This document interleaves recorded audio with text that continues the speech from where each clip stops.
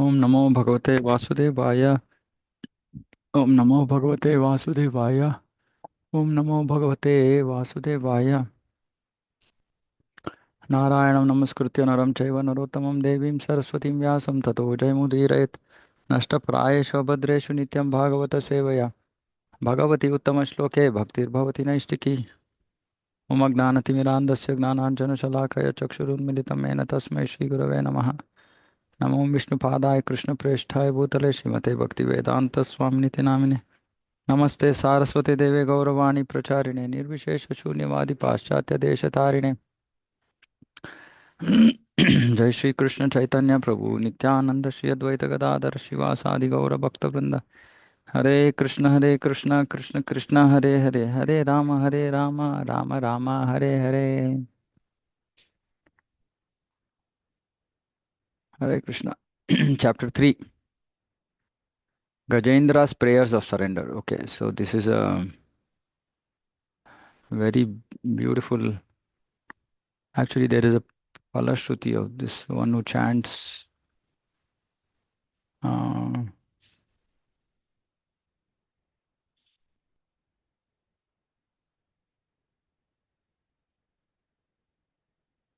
okay, I think it's in the next chapter. Okay, so anyways, we'll start.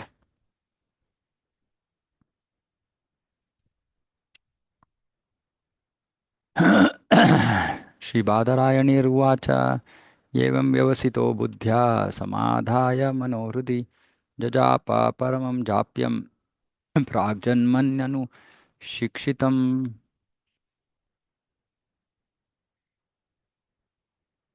Sri Shukadeva Goswami continued. Thereafter, the king of elephants, Gajendra, mind in his heart, fixed his mind in his heart, fixed his mind in his heart with perfect intelligence and chanted a mantra which he had learned in his previous birth as Indradyumna and which he remembered by the grace of Krishna. So Gajendra, mm, bu- buddhya samadhaya manaha, fixed his mind by intelligence, hridi, in the heart. Mm. Chanted a mantra which he had learnt in his previous birth, which he was able to remember by the grace of Krishna because he was in an animal body. He had changed the body of from the body of Indradyumna. So he should have ideally forgotten that. But he remembered it by the grace of Krishna. So even devotees who would be, if they are devotees in their previous life, this life when they come into devotion, by that culture of Krishna consciousness in previous life, they also will be able to remember when somebody is chanting some verse or some topic of Krishna consciousness, and they feel familiar, and very quickly they are able to remember the verse or remember the pastime like that, and that happens by the grace of Supreme Lord. So Gajendra was also able to remember the mantra. Such remembrance is described in Bhagavad Gita. Mm.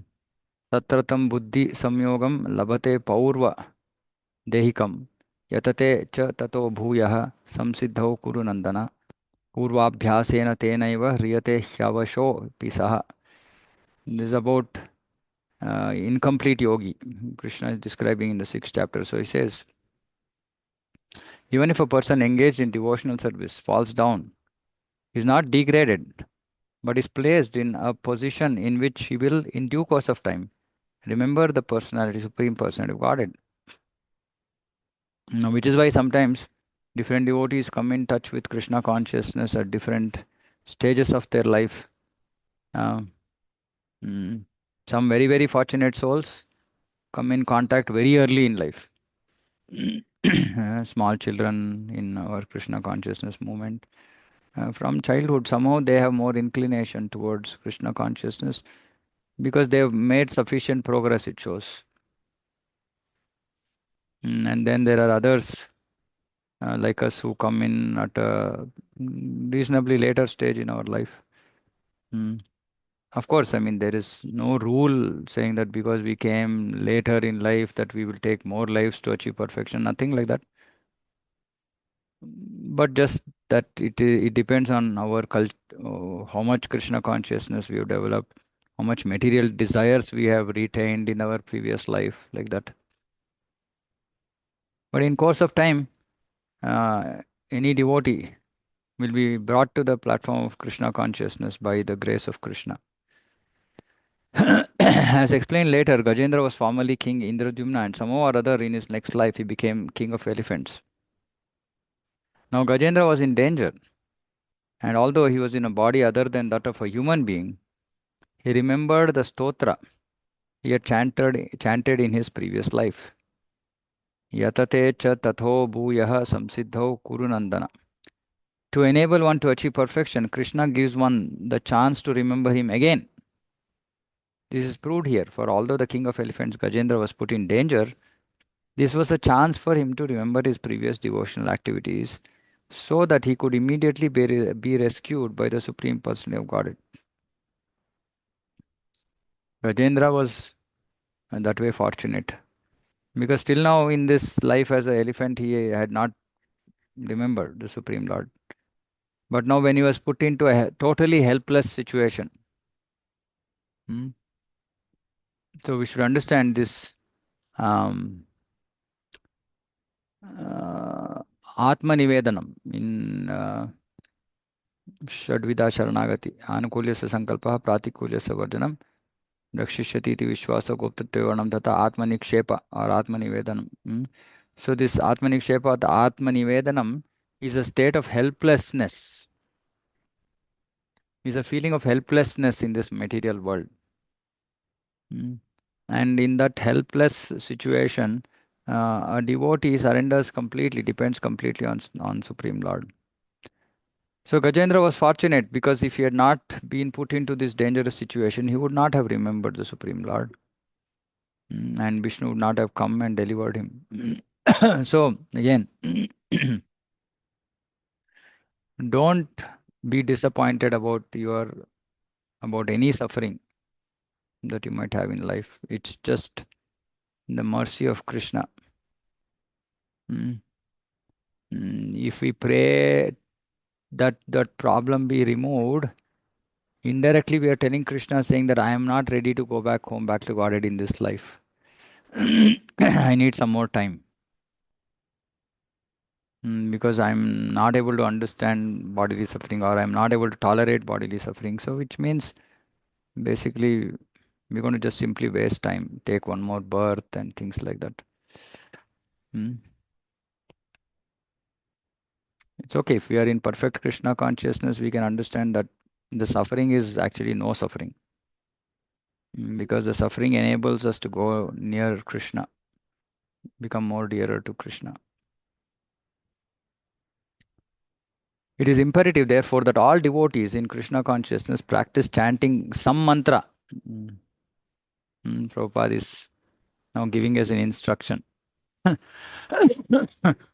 apart, apart from chanting Hare Krishna Mahamantra, we should practice chanting some mantra, meaning some verses, Bhagavatam verses. Prabhupada is saying certainly one should chant the Hare Krishna mantra, which is a Mahamantra or great mantra. And also one should practice chanting Chintamani Prakara Sadmasu. Hmm? Or Nrsimha Stotra. Ito Nrsimha, Bharato Nrsimha.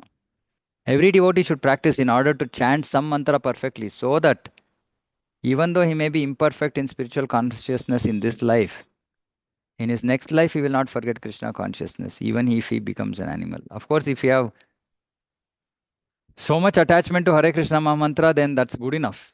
But still, it's a good thing to learn other mantras. Again, like I previously said, it is part of attentive bhajana. By hearting verses, reciting verses, they're all part of attentive bhajana. They enable us to become fixed, our mind to remain fixed, be attentively engage in Krishna consciousness. So they are beneficial. And of course, when we understand the meanings, we should generally by heart those verses which we like. Meaning, we should have some attachment to those verses, the meaning of those verses. Mm. So then, whenever, just like that, we should be in a habit of recollecting those verses. Then suddenly, we will remember the meaning of the verse, and that verse generally is something which can give us happiness, etc., etc. So it's nice. Some verses glorify Krishna, some verses glorify the supreme position of Krishna, some verses glorify the sweetness of Krishna. Mm. Some verses glorify Krishna's love for his devotees, and so on and so forth, right? So, um, yeah, whatever attracts our heart, we should hear and we should remember. Hmm. Of course, a devotee should try to perfect his Krishna consciousness in this life, or simply by understanding Krishna and his instructions. After giving up this body, one can return home back to Godhead. Devotee should try to perfect his Krishna consciousness. Uh, um, Even if there is some fall down, practice of Krishna consciousness never goes in vain because we will always continue from where we stopped in our previous life. For example, Ajamila in his boyhood practiced chanting the name of Narayana under the direction of his father. But later in his youth, he fell down and became a drunkard, woman hunter, rogue, and thief. Nonetheless, because of chanting the name of Narayana for the purpose of calling his son, whom he had named Narayana, he became advanced, even though he was involved in sinful activities. This is the power of Nama. But again, we've discussed this multiple times. There is a quality. Prabhupada says there's a quality in this chanting. There has to be a quality in the chanting. What is that quality? It should be free from offenses. That's all the quality. And then, in case there is any attachment to the Nama, then nothing like it.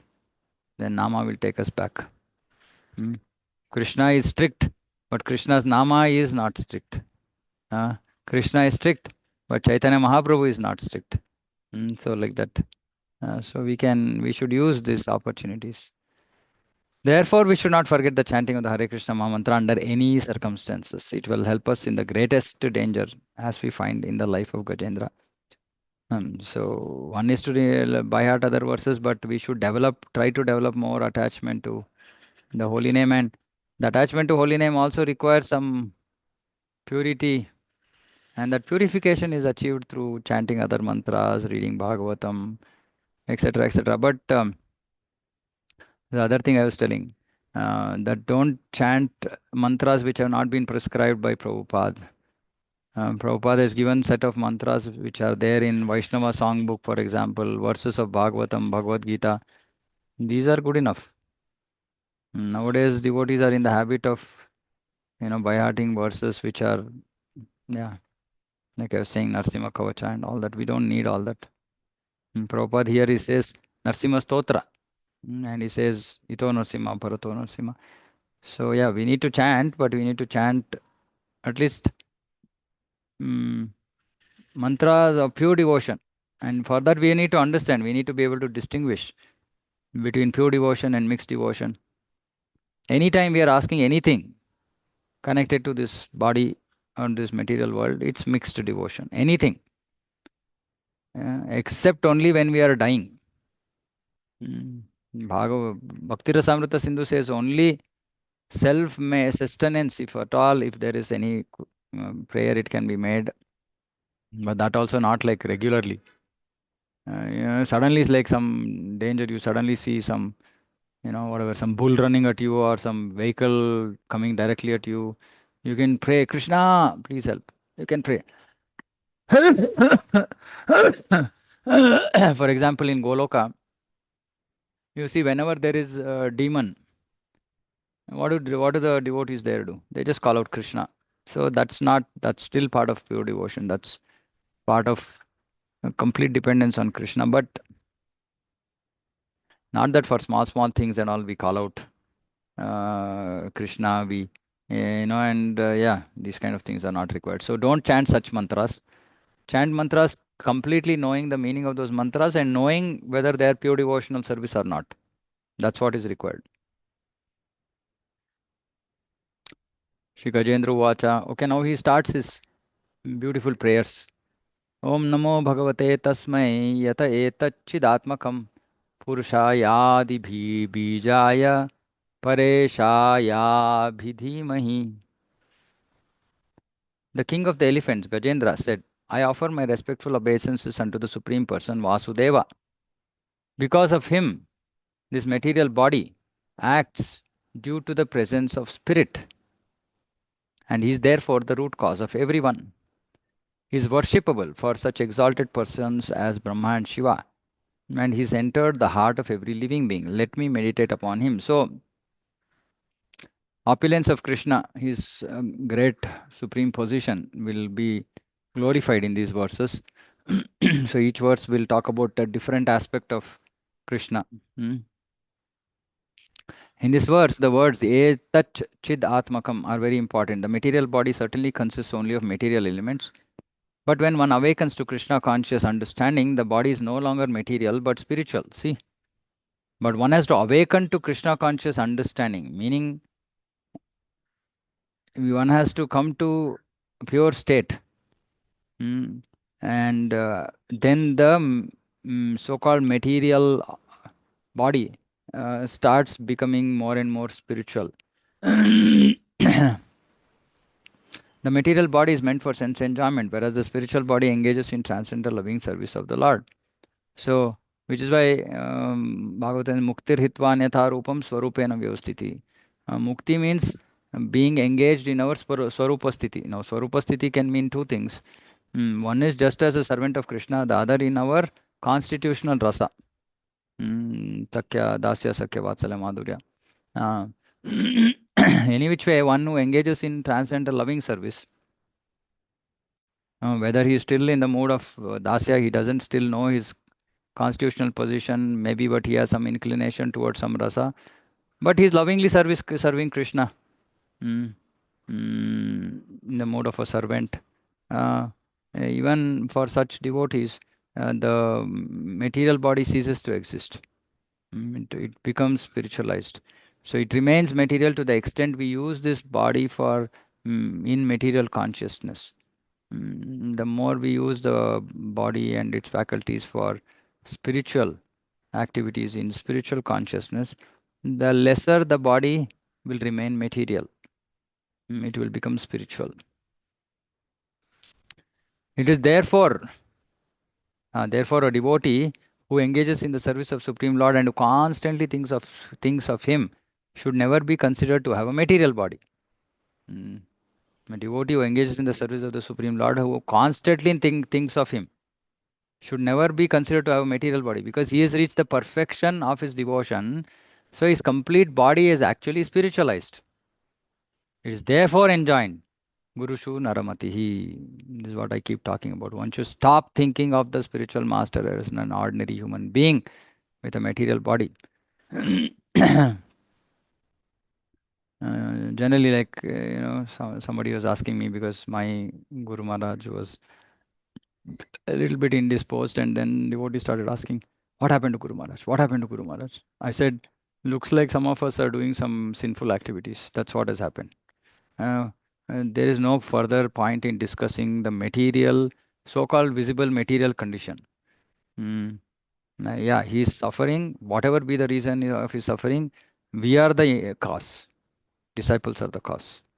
There's no need to think further about to go into more details about the physical condition because that physical condition is for material jivas. If an ordinary human being goes into a hospital and he has some problem, he has some this, that, and all that, okay, we can ask details saying, okay, what happened, what organ, blah, blah, blah, but not for Guru. Guru's body is not material. What are we talking about? His kidney, his liver, his this, that, and all that. I mean, they're not material at all.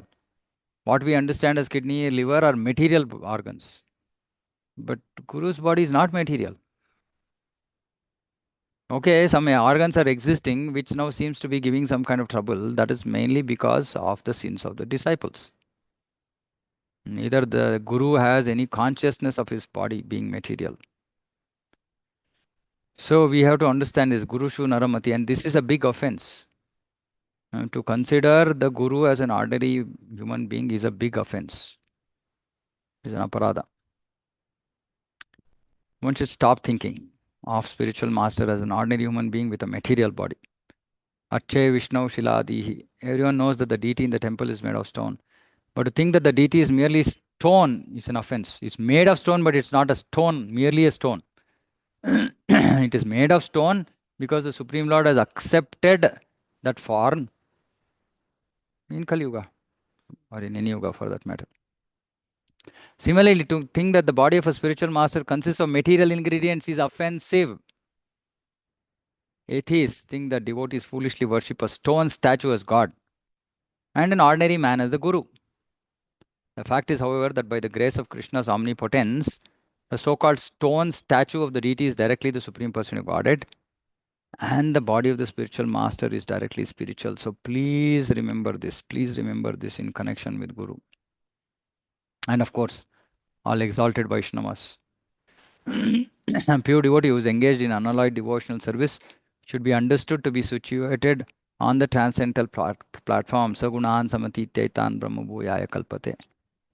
Let us therefore offer our obeisances unto the Supreme Person of Godhead, by whose mercy so-called material things also become spiritual when they are engaged in spiritual activity. And this is so difficult for people to understand.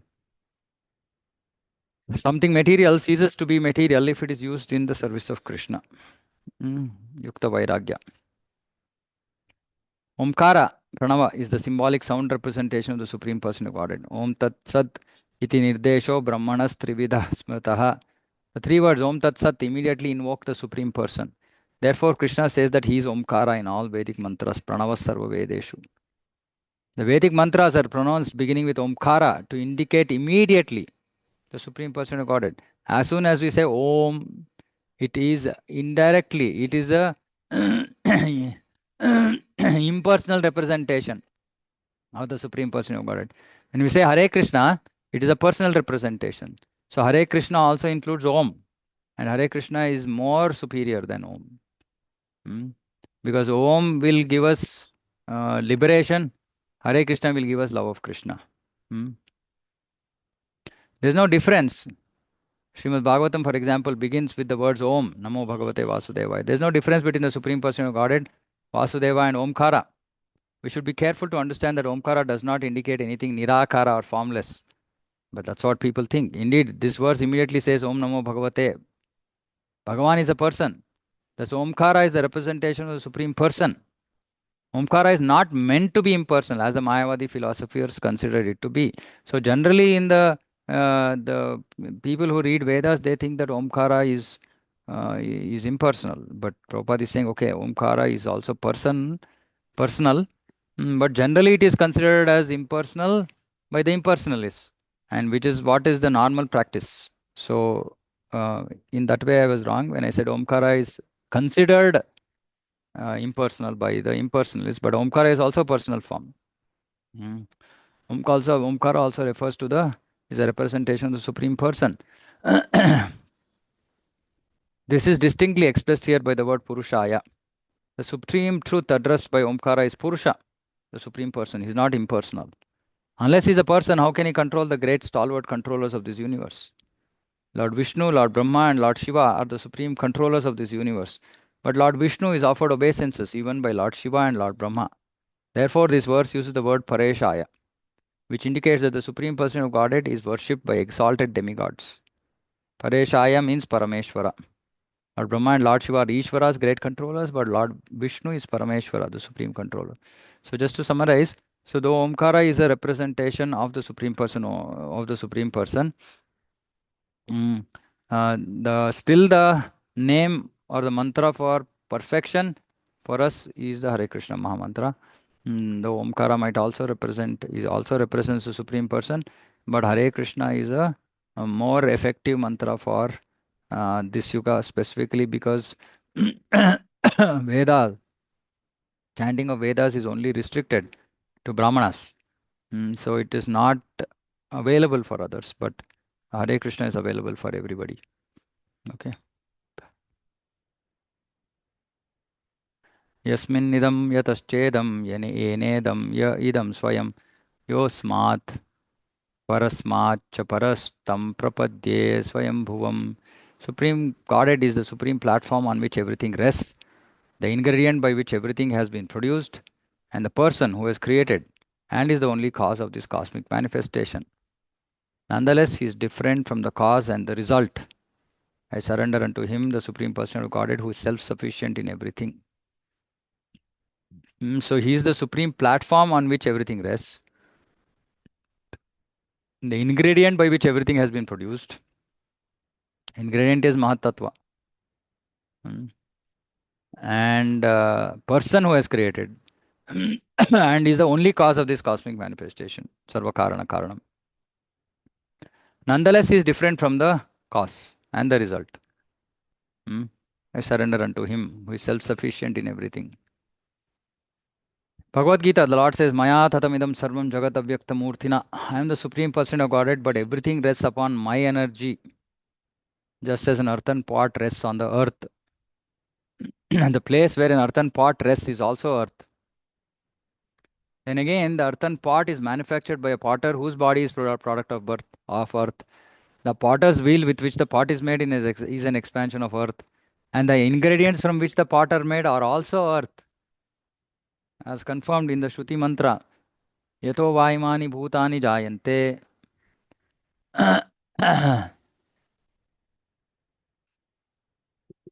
One second.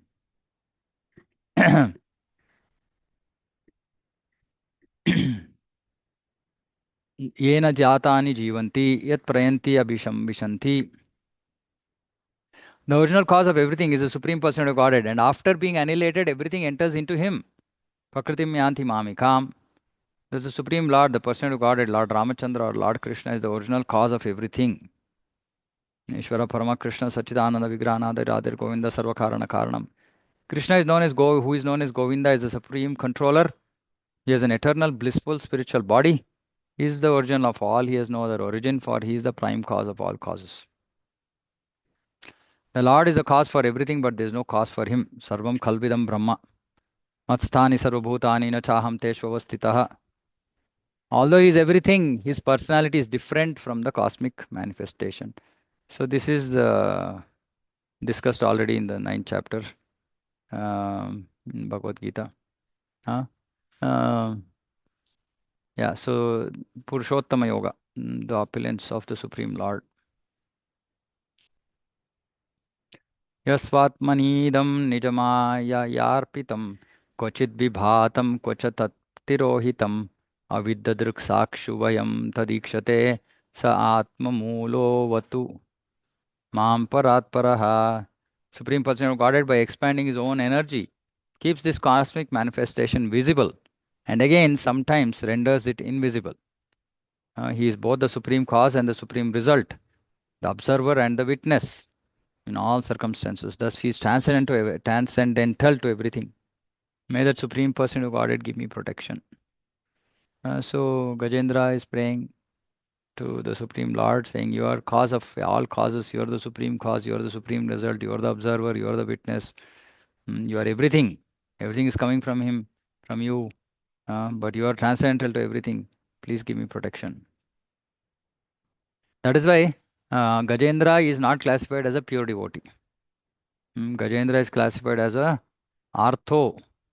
He was in difficult situation and he came to Vishnu. So he is not considered pure. It's mixed devotion because he's praying for his protection from the crocodile. He's not praying for pure devotion. But still, like I said, for many of us who are not on that platform of pure devotion, these prayers are useful. At least we will get freed from the entanglement, material entanglement that we are stuck in. Supreme Person of Godhead has multipotencies. Parasya Shakti Vividaiva Shuyate. Therefore, as soon as he likes, he uses one of his potencies, and by that expansion, he creates this cosmic manifestation. He actually doesn't need to do anything.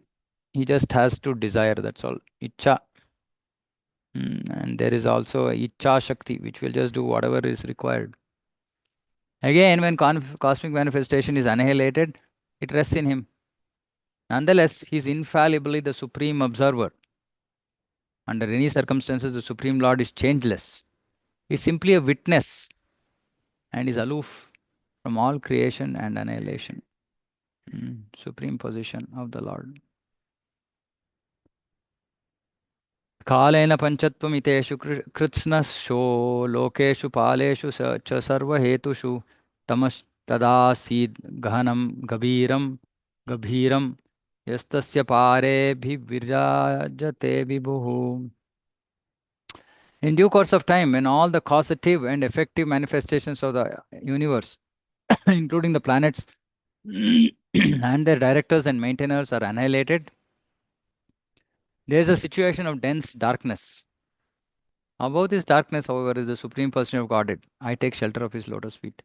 So we should remember, under any circumstance, however dark the situation might be, Krishna is above the darkness, and looking after His dear devotees.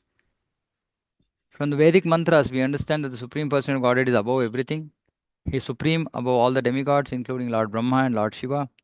He is a supreme controller. When everything disappears by the influence of his energy, the cosmic situation is one of dense darkness.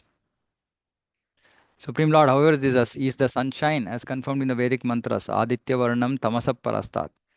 In our daily experience, when we on earth are in the darkness of night, the sun is always luminous, somewhere in the sky. Similarly, the Supreme Person of Godhead, the Supreme Sun,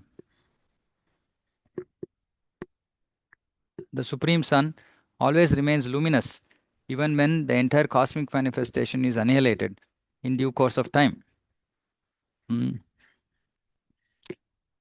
So he is always luminous, right? There is darkness only. When there is darkness, it's not because there's no sun. It's just because we cannot see the sun. So that is our position of ignorance.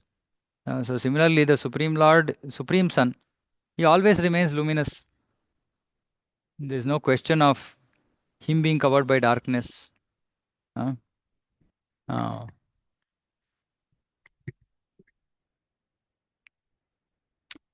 न यस्य देवा ऋषयपदं विदुर्जन्तु पुनः को रहति गन्तुमीरितुं यथा नटस्याकृतिभिर्विचेष्ट्यतो दुरत्ययानुक्रमणः समावतु. An artist on stage being covered by attractive dresses and dancing with different movements is not understood by his audience.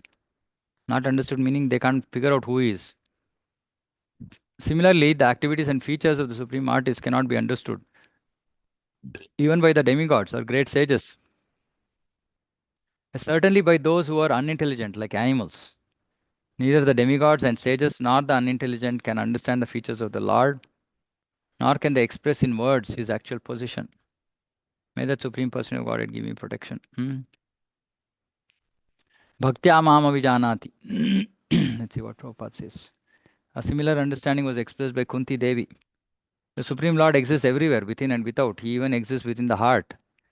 Sarvasya Chaham Hridhi Sannivishto Ishvara Sarvabhutanam Hriddesha Arjuna Tishtati. Thus, it is indicated that one can find the Supreme Lord within one's heart. There are many yogis trying to find him. Dhyanavastita tadgatena manasa pashyanti yam yogino. Nonetheless, even great yogis, demigods, saints, and sages have been unable to understand the bodily features of that great artist, nor could they understand the meaning of his movements. That's why Krishna says, Janma karma cha me divyam. People can't understand. Bhaktya mama vijanati. Only by bhakti, a bhakta can understand the Supreme Lord. What then is to be said of ordinary speculators, like the so-called philosophers of this material world? For them, he is impossible to understand. Therefore, we must accept the statements given by Supreme when he kindly incarnates to instruct us. We must simply accept the word of Lord Ramachandra, Lord Krishna, and Lord Sri Chaitanya Mahaprabhu and follow in their footsteps. Then it may be possible for us to know the purpose of their incarnations. Janma karma cha me divyam. If by Lord's grace one can understand him, one will immediately be delivered.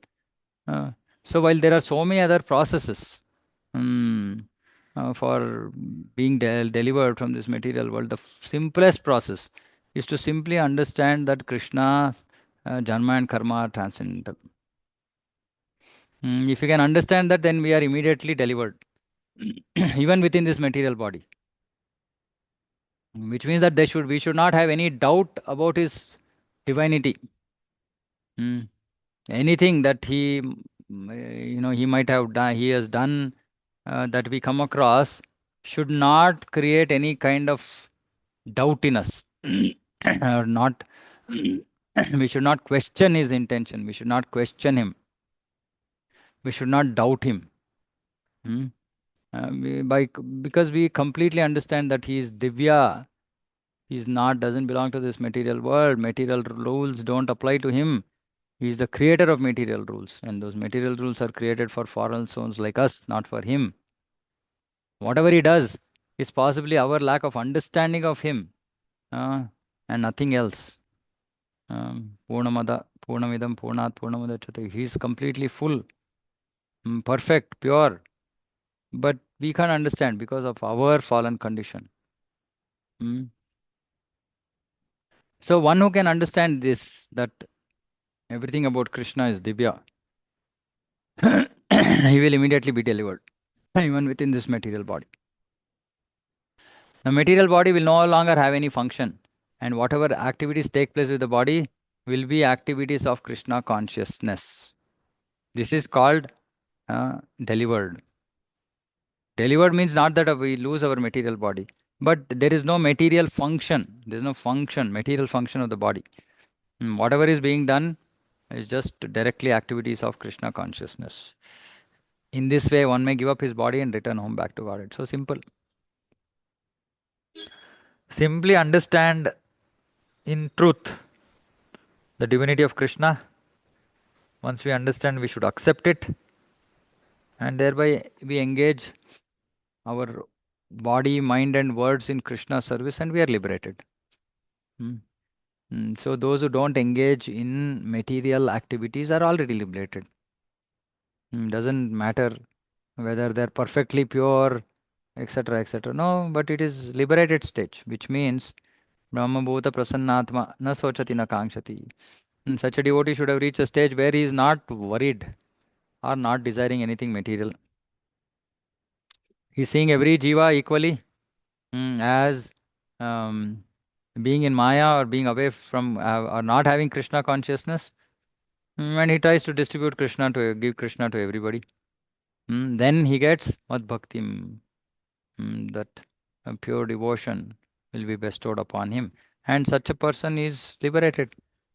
Though he might have a material body, but there's no function.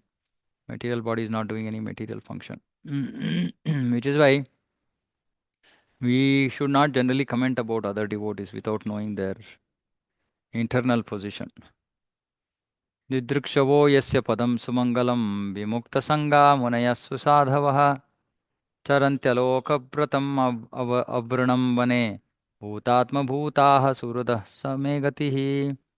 Renunciants and great sages who see all living beings equally, who are friendly to everyone, and who flawlessly practice in the forest the vows of brahmacharya, vanaprastha, and sannyasa, desire to see the all auspicious lotus feet of the Supreme Personality of Godhead. May that Supreme Personality of Godhead be my destination. Now, from protection, Gajendra is praying for the Supreme Lord to be his destination. This verse describes the qualifications for devotees or persons highly elevated in spiritual consciousness. Devotees are always equal to everyone, seeing no distinction between lower and higher classes. Pandita Samadarshinaha. They look upon everyone as a spirit soul who is part and parcel of the Supreme Lord. Thus, they are competent to search for the Supreme Person of Godhead. Understanding that the Supreme Person of Godhead is a friend of everyone, they act as friends of everyone on behalf of the Supreme Lord, making no distinction between one nation and another or one community and another. They preach Krishna consciousness, the teachings of Bhagavad Gita everywhere. This is what it means. Today, Sama Darshinaha is to give Krishna consciousness to everybody. Thus, they are competent to see the lotus feet of the Lord. So, those who can engage in distributing Krishna consciousness to others, they are competent to see the lotus feet of the Lord. Competent means that they are slowly getting the qualification. Such preachers in Krishna consciousness are called Paramahamsas. As indicated by the word Vimukta Sangha, they have nothing to do with with material conditions. One must take shelter of such a devotee in order to see the Supreme Person of Godhead. So one has to take shelter of such Paramahamsas, great souls, whose 100% of the time is engaged in Krishna consciousness, who are completely surrendered, who are engaged in distributing the mercy of Krishna Chaitanya Mahaprabhu to the whole world. One has to take shelter of such a devotee in order to see the Supreme Person of Godhead, because um, the perfection of life will happen only by the mercy of Guru and Krishna. So when we take shelter of such a exalted Vaishnava, then by his mercy and instructions, one can actually see the Supreme Person of Godhead.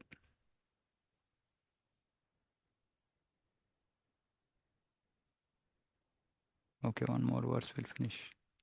न विद्यते यस्य च जन्म कर्म वा न नामरूपे गुणदोष एव वा तथापि लोकाप्ययसम्भवाय यः स्वमायया तान् अनुकालं रुच्यति तस्मै नमः परेशाय ब्रह्मणेऽनन्तशक्तये अरूपायोरुरूपाय नमः आश्चर्यकर्मणे.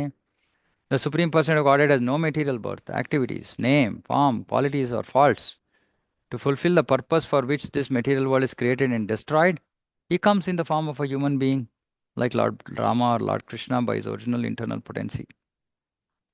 He has immense potency and in various forms, all free from material contamination. He acts wonderfully. He is therefore the Supreme Brahman. I offer my respects to him. In the Vishnu Purana, it is said, Gunamscha doshamscha mune vyatita samasta kalyana gunatmako hi. Supreme Person of Godhead has no material form, qualities, or faults. He is spiritual and is the only reservoir of all spiritual qualities. As stated in Bhagavad Gita by the Supreme Person of Godhead, Paritranaya sadhunam vinashaya cha dushkritam. The Lord's activities of saving the devotees and annihilating the demons are transcendental. Anyone annihilated by the Supreme Person of Godhead gets the same result as a devotee who is protected by the Lord.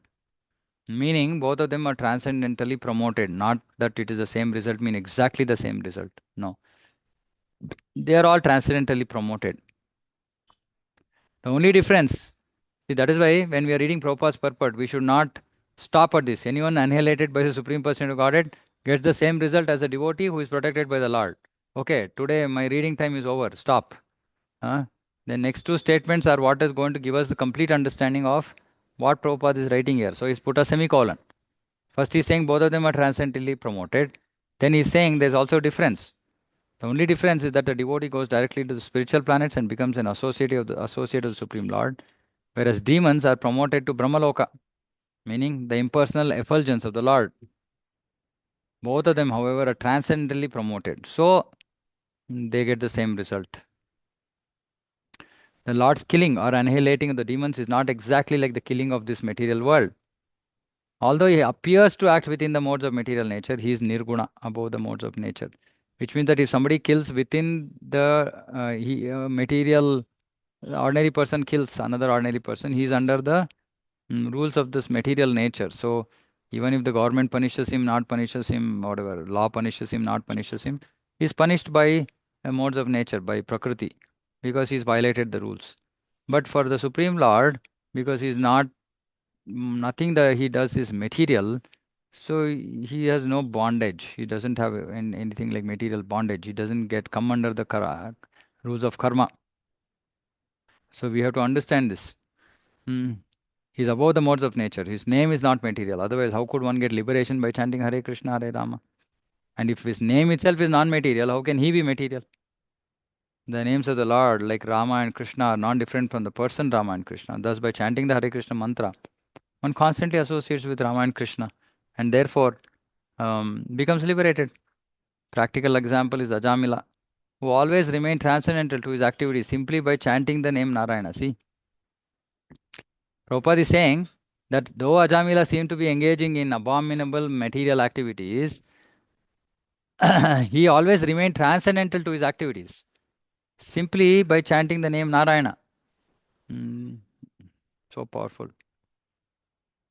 If this was true of Ajamila, what is to be said of the Supreme Lord? When the Lord comes to this material world, he does not become a product of matter. This is confirmed through Bhagavad Gita, Janma Karma Chame Divyam, Avajananti Mam Muda Manushim Tanmashritam. Therefore, when the Supreme Person of Godhead, Rama or Krishna, descends to act transcendentally for our benefit, we should not consider him an ordinary human being. When the Lord comes, he does so on the basis of his spiritual potency, Sambhavami Atma Mayaya. Because he is not forced to come by the material energy, he is always transcendental. One should not consider the Supreme Lord an ordinary human being. Material names and forms are contaminated, but spiritual name and spiritual form are transcendental. Similarly, we should not consider the Guru as an ordinary human being. Okay, so we'll stop here. Very technical verses. We'll continue tomorrow. Any questions, comments? Pranam, Prabhuji. Yeah, Mataji. Prabhuji, yes, I just wanted to know, like, we understand that Guru is transcendental, but Guru still, Stanson. yes, but still, when we pray, like, we here, na, like, we should pray for each other, for senior Vaishnavas, and for, like, our whoever is like connected to us, or the whole community, Vaishnav community. So, can we also pray for our Guru to give That's not him for, along? Like, that's only for jivas who are dependent on us. Like basically ordinary human beings on the material in the material world who don't have mercy of Krishna. For them we can pray. We cannot pray for our superiors. okay. Yeah. Okay, because I heard like somebody saying that you should pray for each other, like some senior devotee telling that you should pray for other Vaishnavas, and Senior so I devotee had this doubt. Yeah, if senior devotee is saying, he may be not considering himself senior and then saying like that.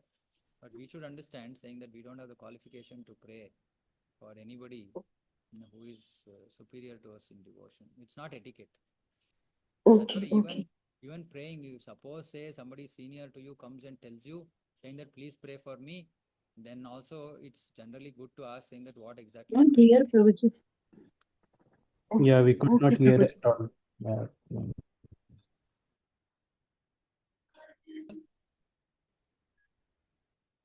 Hare Krishna. So your Audible? voice is very low. Low. Suddenly it got very low actually. Is it audible now? No. Still not audible? Yeah, now it's audible. No audible. Now, Okay. Okay, now, so Prabhuji. I was saying that we are not supposed to pray for anybody who is superior to us. Our prayers are only for our spiritual progress and others who are in a way dependent on us or junior to us. Where if at all somebody in an exalted position considers him as himself as fallen and tells us saying that please pray for us, it may be good to ask him what exactly should I pray because I am not qualified to pray for you, but as your order I will pray. So please tell me what I need to pray, right? So we should not think that, oh, I'm in such a position that I can pray for this exalted devotee. There's also false ego there, thinking that way. So we are just nobody nonsense. How can we pray for anybody? But just because for newer souls or people dependent on us, we are just praying, saying, Krishna, please give them mercy. I'm useless. I can't help them in any way. But you can give them mercy, like that, in the mood of humility.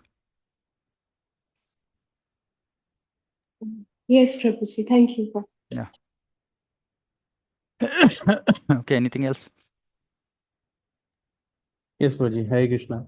Yeah. Proji, we were discussing about the uh, process of surrender and asking for Krishna's help for everything, right? Whatever happens in devotee's life, Yeah. uh, we should be dependent on Krishna.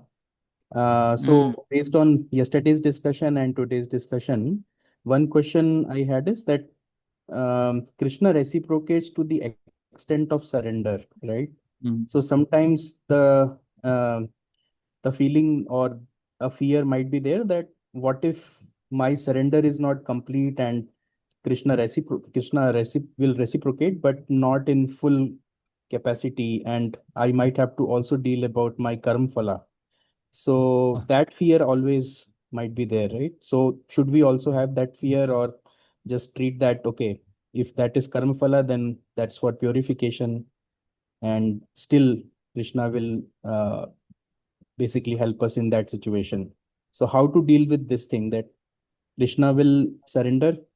Krishna will reciprocate with the with the proportion of surrender, and there is karma phala also, which might eventually we have to deal with. So I think that's where the tussle is, where a devotee might think that, okay, what is going to happen next? So just wanted to Mm, understand that perspective. uh, I'm okay. Just thinking how to answer this. So, you see, if suppose we are, uh, you're saying we are dependent on Krishna, but not dependent on Krishna, is it? So we are fully dependent on Krishna on that situation, but Krishna That's might all. also see that there are. No, no, that's all. That's all. If you're dependent on Krishna, you're dependent on Krishna. What is the but there? I didn't understand. Because we might be having our own anarthas, Yeah, and which we have. yeah, so Surrender doesn't have any prerequisite that we have to be fully pure. mhm, Surrender doesn't mean that we are free from all anarthas. Surrender simply means complete dependence on Krishna. That's all. So it doesn't have any other qualification except mhm, faith and trust. Faith in Krishna. That's all that is. There is no other characteristic or no other quality or qualification for surrender. Surrender simply is a state of mind where we think that I am totally helplessly dependent on Krishna. That's all. And we do whatever is favorable, whatever not favorable, all those kind of things we try to do. So mhm, in the, yeah, it's just faith, it's just trust. Krishna reciprocates our surrender, not our qualities. Meaning mhm, qualities can't prevent us from surrendering to Krishna. Hmm. Uh, Hanuman was animal. Hmm. Hmm. So material ahituki apratihata. Material conditions, mhm, material qualification, disqualification. Vibhishana was born in a Asura family, a demon. Prahlad was born in a demon family. So means all these things don't matter. It's just the mindset of the devotee, how much faith he has in Krishna. That's all. Surrender means simply that. That's all. No more intelligence is required. No more logic is required. mhm, Bhakti is illogical. That way. Mm. It doesn't require us to be too. We don't have to use our brains too much. Surrender simply means surrender. I depend on him. I keep telling multiple times, right? It's like a child. Child doesn't have any logic to depend on its parents. So like that, we don't need any logic to depend on Krishna. We just simply depend on Krishna. That's all. mhm. So even if we have a heap of sins which we might have done in the past, still the full surrender can take place and Krishna will take full protection. That's what we should understand. Absolutely, Yeah. absolutely. If the only condition that Krishna is putting is you depend on me fully, right? Mm, Don't come to me one day, go to somebody else some other day. Don't do like that. Come to me fully, depend on me. I will do the needful.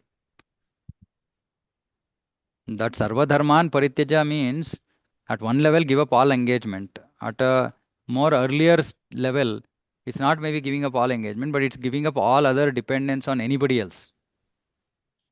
Solely depend. Maam ekam. yeah. See, and the characteristic of surrender is rakshishyati iti vishwaso. Mm, Faith, confidence that he will protect. That is a characteristic. That itself is a characteristic of surrender. Yeah, I am useless nonsense, but still Krishna is so merciful that he'll protect me. Why? Because I'm dependent on him. That's all. yeah. Yeah, okay. Anything else? It's clear, Pradeep. Thank you very much. Okay. Okay, so we'll conclude here. We'll continue tomorrow, Krishna willing. Hare And Krishna Prabhu, yeah, just Just when you were speaking, just a thought, Prabhu, like what Yeah, Prabhu asked, isn't our ISKCON movement showing exactly that? Prabhupada started with hippies, yeah, people, this thing, and he's turned them yeah, into gems. So it could have not been without Krishna's mercy, without Guru's mercy. They were not, yeah, they yeah. were not, they were like animals only, Prabhu. Correct. So the difference in one sense was that those devotees the earlier days of ISKCON were not so much. They didn't know Krishna much, right? Their whole life was around Swamiji, right? And because they had surrendered to Prabhupada, that meant surrender to Krishna indirectly. Because Prabhupada was a representative, is a representative of Krishna. Um, so they didn't think, and in fact, even those devotees used to ask, saying that you say that for doing devotion, somebody needs punya, pious credit, sukruti. Where is our sukruti? He said, I created it for you, right? So they had so much unflinching faith on Prabhupada that it was implicit faith in Prabhupada, which meant implicit faith in Krishna. So they had fully surrendered. And so their material background or whatever didn't really matter at all. Yeah, so that is proof of this surrender. Thank you, Mataji. Thank you, Prabhu. Yeah. Okay, we will conclude. Srimad Bhagavatam ki jai, Jagat Guru Srila Prabhupada ki jai, Samveta Gaura Bhakta Vrinda ki jai, Pancha Kalpatarubhyascha Kripa Sindhu Bheva Chapatitanam Pavanebhyo Vaishnavebhyo Namo Namaha. Hare Krishna. Hare Krishna, Prabhu.